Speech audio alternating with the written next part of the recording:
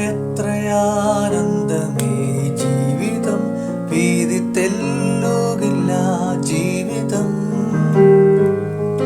കാവലിനായി തന്റെ ദൂതരന്റെ ചുറ്റും ജാഗരിക്കുമെപ്പോഴും. പാടുമെൻ ജീവിത നാളുകളെല്ലാം നന്ദിയോടെ സ്തുതിച്ചിടും ഞാൻ. യിരെമ്യാ പ്രവാചകന്റെ പുസ്തകത്തിലെ ഓരോ അധ്യായത്തിൽ കൂടെയും നാം യാത്ര ചെയ്തു വരികയാണല്ലോ. ഇന്ന് 41 അധ്യായമാണ് ചിന്തിക്കേണ്ടത്. അതിലെ 13 വാക്യം വായിക്കുന്നു: ഇസ്മായേലിനോട് കൂടെ ഉണ്ടായിരുന്ന ജനമൊക്കെയും കാരേഹിന്റെ മകനായ യോഹന്നാനെയും കൂടെ ഉണ്ടായിരുന്ന എല്ലാ പടത്തലവന്മാരെയും കണ്ടപ്പോൾ സന്തോഷിച്ചു. So it was when all the people who were with Ishmael saw Johanan the son of Karea and all the captains of the forces who were with him that they were glad. യഹൂദ ജനത്തെ അടിമകളാക്കി ബാബിലോണിയർ കൊണ്ടുപോകുമ്പോൾ ദേശത്തിലെ എളിയവരായ ഒരു കൂട്ടം ജനങ്ങളെ ഉപേക്ഷിച്ചിട്ട് പോയി. ഈ ജനങ്ങളുടെ ദേശാധിപതിയായിരുന്ന അഹീക്കാമിന്റെ മകൻ ഗെദല്യാവിനെ ഇസ്മായേൽ വധിക്കുകയും കൂടെയുണ്ടായിരുന്ന ജനങ്ങളെ ബന്ദികളാക്കി കൊണ്ടുവരികയും ചെയ്തു. ഗെദല്യാവിന് ആലോചന പറഞ്ഞുകൊടുത്തുകൊണ്ടിരുന്ന വ്യക്തിയായിരുന്നു യോഹാനാൻ. അദ്ദേഹത്തെ കണ്ടപ്പോൾ ജനം സന്തോഷിക്കുകയും യോഹാനാനോട് ചേർന്ന് നിൽക്കുകയും ചെയ്തു. 15 വാക്യത്തിൽ എഴുതിയിരിക്കുന്നത്, ഇസ്മായേൽ 8 ആളുകളുമായി യോഹാനാനെ വിട്ട് തെറ്റി അമ്മോന്യരുടെ അടുക്കൽ പൊക്കളഞ്ഞു എന്ന്. ശത്രു പിടിച്ചുകൊണ്ടുവന്ന ജനം തങ്ങളെ രക്ഷിക്കുന്നതിന് വേണ്ടി ഒരുവനെ ദൈവം അയച്ചതുകൊണ്ട് വളരെയധികം സന്തോഷിച്ചു. ശത്രുവിന്റെ ഏക ഉദ്ദേശം ജനത്തെ അടിമത്തത്തിലേക്ക് കൊണ്ടുപോകണം. അടിമകളുടെ സന്തോഷം എന്നേക്കുമായി ഇല്ലാതാക്കണം.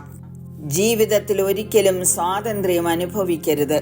ദൈവമക്കൾക്ക് എതിരായി അങ്ങനെ ചിന്തിക്കുകയും പ്രവർത്തിക്കുകയും ചെയ്യുന്ന പ്രതിയോഗി ആരാണെന്ന് പത്രോസ് രേഖപ്പെടുത്തിയിരിക്കുന്നു. 1 പത്രോസ് 5:8 എഴുതിയിരിക്കുന്നത്, നിങ്ങളുടെ പ്രതിയോഗിയായ പിശാച് അലറുന്ന സിംഹം എന്ന പോലെ ആരെ വിഴുങ്ങേണ്ടി എന്ന് തിരിഞ്ഞ് ചുറ്റി നടക്കുന്നു.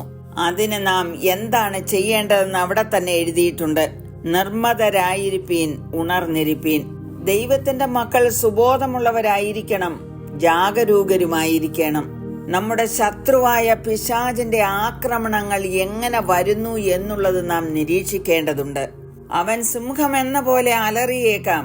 ചുറ്റിത്തിരിഞ്ഞ് ആരെയെങ്കിലും വിഴുങ്ങുവാൻ പറ്റുമോ എന്ന് അന്വേഷിക്കുന്നുണ്ടാകും. എങ്ങനെയാണ് പിശാചിന് നമ്മെ വിഴുങ്ങുവാൻ കഴിയുന്നത്? വിശ്വാസികൾ അവരുടെ പ്രയാസങ്ങളിലും പീഡനങ്ങളിലും പരിഭ്രാന്തരാകുമെന്നും അവരെ വഞ്ചിച്ച് പാപത്തിൽ വീഴിക്കാമെന്നവൻ ചിന്തിക്കുന്നു. പാപത്തിന്റെ അടിമത്തത്തിലേക്ക് വീണ്ടും കൊണ്ടുപോവുക എന്നുള്ളതാണ് അവന്റെ ഉദ്ദേശം. ഗലാത്യർ 5:1 പൗലോസ് പറയുന്നത്, സ്വാതന്ത്ര്യത്തിനായിട്ട് ക്രിസ്തു നമ്മെ സ്വതന്ത്രരാക്കി, ആകയാൽ അതിൽ ഉറച്ചു നിൽപ്പീൻ, അടിമനുഖത്തിൽ പിന്നെയും കുടുങ്ങിപ്പോകരുത്. പാപത്തിന്റെ അടിമത്തത്തിൽ നിന്ന് മനുഷ്യരാശിയെ രക്ഷിക്കുവാൻ യേശു കർത്താവല്ലാതെ മറ്റാർക്കും കഴിയുകയില്ല. അടിമത്തത്തിൽ ജീവിക്കുന്ന ഒരു വ്യക്തിക്ക് ഒരിക്കലും സന്തോഷിക്കുവാൻ കഴിയുകയില്ല. യേശുവിൽ വിശ്വസിക്കുന്നവർക്കാണ് പാപത്തിൽ നിന്ന് സ്വാതന്ത്ര്യം ലഭിക്കുന്നത്.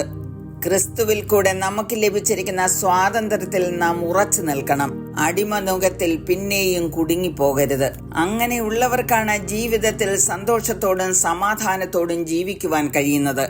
യേശു ക്രിസ്തുവിൽ വിശ്വസിക്കുന്നവർക്ക് യാതൊരു കഷ്ടപ്പാടുകളുമില്ലെന്നോ വേദനകളും ദുഃഖങ്ങളും ഇല്ലെന്നോ വേദപുസ്തകം പഠിപ്പിക്കുന്നില്ല. യേശു കർത്താവ് പഠിപ്പിച്ചത്, നിങ്ങൾക്ക് എന്നിൽ സമാധാനം ഉണ്ടാകേണ്ടതിന് ഇത് നിങ്ങളോട് സംസാരിച്ചിരിക്കുന്നു. ലോകത്തിൽ നിങ്ങൾക്ക് കഷ്ടമുണ്ട്, എങ്കിലും ധൈര്യപ്പെടുവീൻ, ഞാൻ ലോകത്തെ ജയിച്ചിരിക്കുന്നു. ജയിച്ചവനായ യേശു നമ്മളിൽ വസിക്കുമ്പോൾ പൗലോസ് പറയുന്നത് കേൾക്കൂ, ഞങ്ങൾ സകല വിധത്തിലും കഷ്ടം സഹിക്കുന്നവരെങ്കിലും ഇടുങ്ങിയിരിക്കുന്നില്ല, ബുദ്ധിമുട്ടുന്നവരെങ്കിലും നിരാശപ്പെടുന്നില്ല, ഉപദ്രവം അനുഭവിക്കുന്നവരെങ്കിലും ഉപേക്ഷിക്കപ്പെടുന്നില്ല, വീണ് കിടക്കുന്നവരെങ്കിലും നശിച്ചു പോകുന്നില്ല.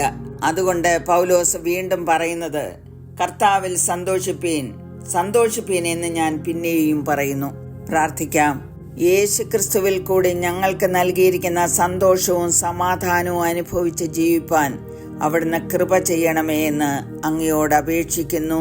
കേൾക്കണമേ. ജീവിത നാളുകളെല്ലാം നന്ദിയോടെ സ്തുതിച്ചിടും ഞാൻ.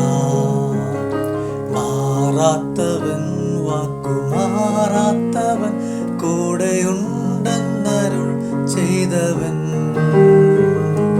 മാറുകില്ല, വാക്കു മാറുകില്ല, ഒരു നാളിലും കൈവിടില്ല.